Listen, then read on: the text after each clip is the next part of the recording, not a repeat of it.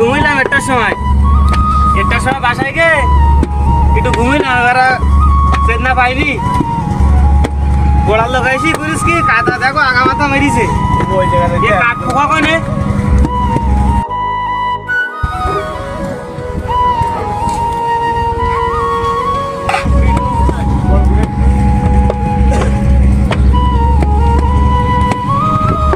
আমরা কি মানুষ না বেশি?